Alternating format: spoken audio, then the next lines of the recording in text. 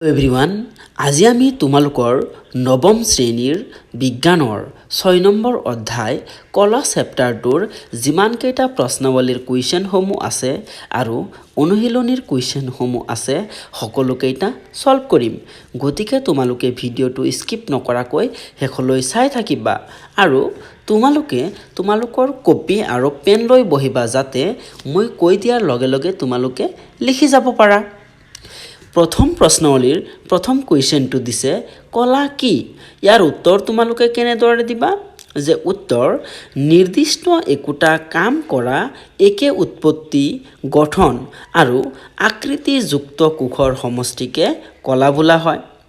তাৰপিছত 2 number কুৱেশ্যনটো 2 number কুৱেশ্যনটোত আছে বহুকোষী জীৱৰ ক্ষেত্ৰত কলাবিলাকৰ কাম কি?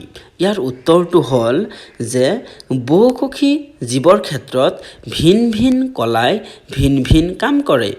একোটা নিৰ্দিষ্ট কাম কৰিবলৈ কলাসমূহে নিৰ্দিষ্ট বৈশিষ্ট্য লাভ কৰে।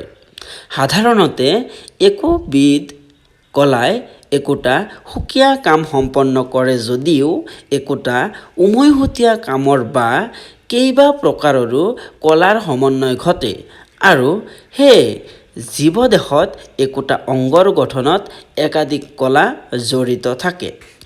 তাৰ পিছৰ প্ৰশ্নাৱলীটোত প্ৰথম কুৱেশ্যনটোত আছে যে বিভিন্ন প্ৰকাৰৰ কলাসমূহৰ নাম লিখা। ইয়াৰ উত্তৰ তোমালোকে এনেদৰে দিবা যে সৰল কলা 3 প্ৰকাৰৰ। 1 নম্বৰ বা ক পেৰেনকাইমা, খ কলেনকাইমা আৰু গ নম্বৰত আছে স্কেৰেনকাইমা। তাৰ পিছৰ কুৱেশ্যনটোত দিছে যে অগ্ৰস্ত ভাজক কলা ক'ত পোৱা যায়? ইয়াৰ উত্তৰটো হ'ল যে অগ্ৰস্ত ভাজক কলা উদ্ভিদৰ কাণ্ড আৰু শিপাৰ একেবাৰে আগ অংশত পোৱা যায়। তাৰপিছত আছে 3 নম্বৰ কুৱেশ্যনটো যে 3 নম্বৰ কুৱেশ্যনটোৰ এনচাৰ প্ৰশ্নটো কি? যে কেনেবিধ কলাই নাৰিকলৰ বাকলিখন গঠন কৰে?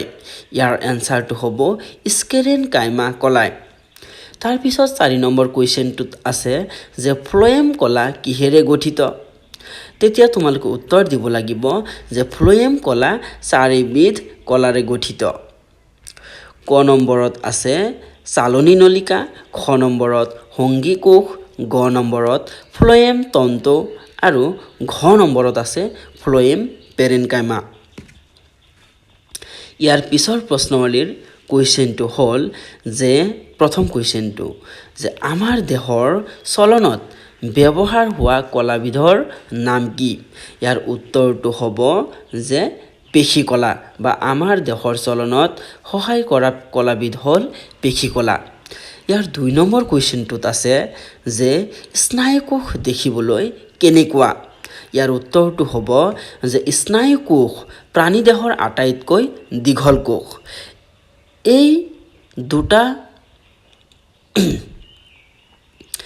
এইবিধ কোষ দুটা প্ৰধান ভাগত বিভক্ত, দেহ কোষ আৰু স্নায়ু প্ৰবৰ্ধ। তাৰ পিছৰ 3 নম্বৰ কুৱেশ্যনটোত আছে যে হৃদপেশীৰ 3টা বৈশিষ্ট্য উল্লেখ কৰা। ইয়াৰ উত্তৰটো হ'ব যে হৃদপেশীৰ বৈশিষ্ট্য 3টা হ'ল 1 নম্বৰত ইয়াৰ তন্ত্ৰবোৰ শাখা বিশিষ্ট চুঙাকৃতিৰ আৰু এক কোষ কেন্দ্ৰৰ। 2 নম্বৰত হ'ব যে এইবোৰ অনৈচ্ছিক পেশী আৰু 3 নম্বৰ বৈশিষ্ট্যটো হ'ল যে এই পেশীবোৰৰ অনবৰতে সংকোচন আৰু প্ৰসাৰণ হৈ থাকে। তাৰপিছত 4 নম্বৰ কুৱেশ্যনটোত আছে যে এৰিঅলাৰ কলাৰ কাৰ্যসমূহ কি কি? ইয়াৰ উত্তৰটো তোমালোকে এনেদৰে দিবা যে ই দেহৰ অভ্যন্তৰৰ অংগবোৰক ঘৰ্ষণ, আঘাত আদিৰ পৰা ৰক্ষা কৰে।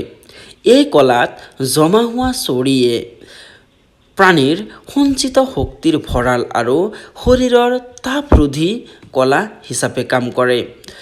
মই আকৌ কৈ দিছোঁ, ইয়াত আছে যে এৰিঅলাৰ কলাসমূহৰ কাৰ্যসমূহ কি কি?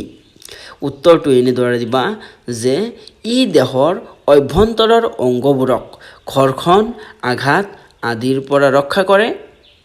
এই কলাত জমা হোৱা চৰ্বি প্ৰাণীৰ সঞ্চিত শক্তিৰ ভঁৰাল আৰু শৰীৰৰ তাপৰোধী কলা হিচাপে কাম কৰে। তাৰপিছত এতিয়া আমি প্ৰশ্নাৱলীৰ কুৱেশ্যন কেইটা শেষ কৰিলোঁ। এতিয়া আমি আৰম্ভ কৰিম অনুশীলনীৰ কুৱেশ্যন কেইটা। অনুশীলনীৰ প্ৰথম কুৱেশ্যনটোত আছে কলাৰ সংজ্ঞা দিয়া।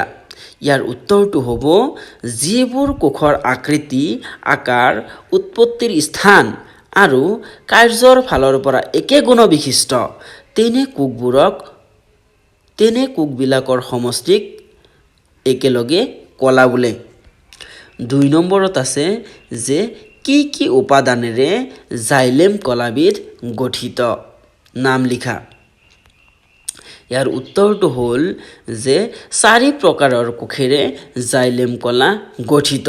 সেইবোৰ হৈছে ক নম্বৰ ট্ৰেকাইট, খ নলিকা বা ট্ৰেকিয়া, গ নম্বৰ কাষ্ঠ তন্তু বা জাইলেম তন্তু আৰু ঘ নম্বৰত আছে জাইলেম পেৰেনকাইমা। ইয়াৰ পিছত 3 নম্বৰ কুৱেশ্যনটো হ'ল যে উদ্ভিদৰ সৰল কলা জটিল কলাতকৈ কেনেদৰে পৃথক। ইয়াৰ উত্তৰটো তোমালোকে পাৰ্থক্য হিচাপে লিখিবা। দুইফালে দুটা আঁচ টানিবা আৰু উত্তৰত এনেদৰে লিখিবা যে সৰল কলা আৰু জটিল কলাৰ পাৰ্থক্য হ'ল একফালে সৰল কলা, আনফালে জটিল কলা।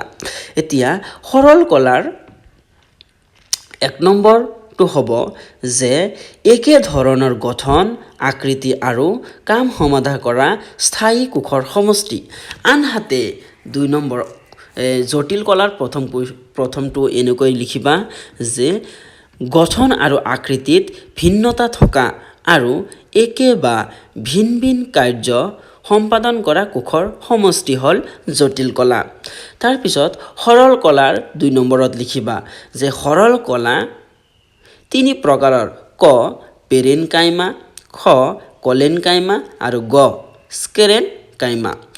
আনহাতে জটিল কলাৰ 2 নম্বৰত লিখিবা যে এই কলা 2 প্ৰকাৰৰ, জাইলেম আৰু ফ্লয়েম। ইয়াৰ পিছত 4 নম্বৰ কুৱেশ্যনটোত দিছে যে কোষবেদৰ ওপৰত ভিত্তি কৰি পেৰেনকাইমা, কলেনকাইমা আৰু স্ক্লেৰেনকাইমা মাজত থকা পাৰ্থক্য দাঙি ধৰা। কি কৈছে যে পেৰেনকাইমা, কলেনকাইমা, স্ক্লেৰেনকাইমা এই তিনিটাৰ মাজৰ পাৰ্থক্য দাঙি ধৰিব দিছে কোষবেদৰ ওপৰত ভিত্তি কৰি। গতিকে তোমালোকে প্ৰথমতে এনেকৈ 4টা বাকচ বনাই ল'বা আৰু তাৰ এটাত লিখিবা যে বৈশিষ্ট্য কোষবেদ, তাৰমানে কোষবেদৰ বৈশিষ্ট্যৰ ওপৰত ভিত্তি কৰি আমি কি কৰিম, পাৰ্থক্যবোৰ লিখিম। প্ৰথম বাকচত লিখিবা যে পেৰেনকাইমা, তাৰপিছত কলেনকাইমা, তাৰপিছত স্কেৰেনকাইমা। এতিয়া পাৰ্থক্যবোৰ আমি লিখি যাম যে পেৰেনকাইমাৰ 1 নম্বৰত লিখিবা যে কোষবেদ পাতল। তাৰপিছত কলেনকাইমাৰ 1 নম্বৰত লিখিবা কোষবেদ ডাঠ। তাৰপিছত স্ক্লেৰেনকাইমাৰ 1 নম্বৰত লিখিবা কোষবেদ ডাঠ। তাৰপিছত 2 নম্বৰ যে পেৰেনকাইমাৰ 2 নম্বৰত লিখিবা যে পেৰেনকাইমা চেলুলজেৰে গঠিত। কলেনকাইমাত লিখিবা 2 নম্বৰত যে কলেনকাইমাত সঞ্চিত পদাৰ্থ থাকে। আৰু 2 নম্বৰ স্ক্লেৰেনকাইমাত লিখিবা যে কোষবেদত লিগনিন থাকে, যে স্ক্লেৰেনকাইমাৰ যিটো আমাৰ কোষবেদ আছে সেই কোষবেদত লিগনিন থাকে। তাৰপিছত যে পেৰেনকাইমাৰ 3 নম্বৰত লিখিবা যে পেৰেনকাইমা মিহি। তাৰপিছত কলেনকাইমাৰ 3 নম্বৰত লিখিবা যে কলেনকাইমা খহটা আৰু স্ক্লেৰেনকাইমাত লিখিবা যে স্ক্লেৰেনকাইমা কঠিন। তাৰপিছত 5 নম্বৰ কুৱেশ্যনটোত আছে যে পত্ৰৰন্ধ্ৰৰ কাৰ্যবিলাক কি কি। ইয়াৰ উত্তৰটো তোমালোকে কেনেদৰে দিবা যে পত্ৰৰন্ধ্ৰৰ কাম হ'ল এই পত্ৰৰন্ধ্ৰৰ মাজেৰে উদ্ভিদে বায়ুমণ্ডলীয় গেছৰ আদান প্ৰদান কৰে।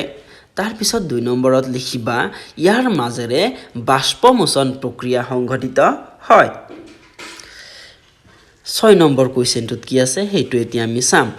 6 নম্বৰ কুৱেশ্যনটোত আছে যে প্ৰাণীদেহৰ চলনৰ লগত জড়িত কলাসমূহ কি কি।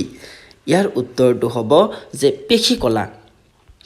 তাৰপিছত 7 নম্বৰ কুৱেশ্যনটোত দিছে যে নিউৰন দেখাত কেনেকুৱা হয় তোমালোকৰ কিতাপত নিউৰনৰ ছবিটো আছে সেইটো তোমালোকে চাই লিখি ল'বা ঠিক আছে আৰু এই চিত্ৰটো বহুতেই ইম্পৰ্টেণ্ট ক্লাছ 9তো আহে 10তো আহে আকৌ ফাৰ্ষ্ট ইয়াৰতো আহে আৰু প্ৰেক্টিকেলতো আহে গতিকে তোমালোকে এই চিত্ৰটো ভালদৰে কিতাপৰ পৰা চাই লিখি ল'বা আঁকাটো শিকিবা তাৰপিছত 8 নম্বৰ কুৱেশ্যনটোত আছে যে হৃদপেশীৰ তিনিটা বৈশিষ্ট্য উল্লেখ কৰা প্ৰথমতে তোমালোকে উত্তৰত লিখিবা যে হৃদপেশীৰ তিনিটা বৈশিষ্ট্য হ'ল 1 নম্বৰ কাৰ্যৰ ফালৰ পৰা হৃদপেশী ঐচ্ছিক পেশীৰ দৰে 2 নম্বৰত লিখিবা গঠনৰ ফালৰ পৰা অনৈচ্ছিক পেশীৰ দৰে আৰু 3 নম্বৰত লিখিবা যে হৃদপেশী কেতিয়াও ভাগৰি নাযায়